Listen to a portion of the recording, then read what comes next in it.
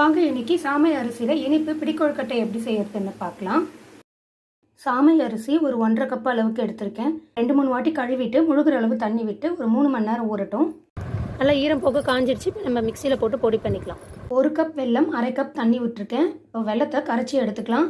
கழுவி ஆற வச்ச சாமை அரிசியை மிக்சி ஜாருக்கு சேர்த்துக்கலாம். பொடி பண்ணிட்டு பார்க்கலாம். வெல்லத்தோடு 2 ஏலக்காய் தட்டி போட்டுக்கலாம். மாவை பொடி பண்ணியாச்சு. வெல்லம் கரைஞ்சிடுச்சு. இப்போ வடிகட்டி எடுத்துக்கலாம். நம்ம பொடி பண்ண மாவை ஒரு 10 நிமிஷம் வேக வச்சு எடுத்துக்கலாம்.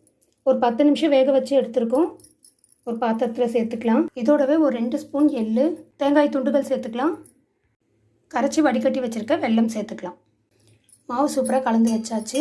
இப்போ இதே போல் நம்மளுக்கு விருப்பமான ஷேப்புக்கு நம்ம கொழுக்கட்டையாக பிடிச்சி நம்ம ஆவி காமிச்சு கொழுக்கட்டையாக பிடிச்சி வச்சுருக்கேன். ரெடி பண்ணி வச்சுருக்க கொழுக்கட்டைகள் வச்சாச்சு. இப்போ நம்மள வெந்ததுக்கப்புறம் எடுத்துக்கலாம். இப்போ கொழுக்கட்டை ரெடி ஆகிடுச்சு. உங்களுக்கும் இந்த வீடியோ பிடிச்சிருந்தா வீட்டில் ட்ரை பண்ணி பாருங்கள். லைக் பண்ணுங்கள், ஷேர் பண்ணுங்கள்.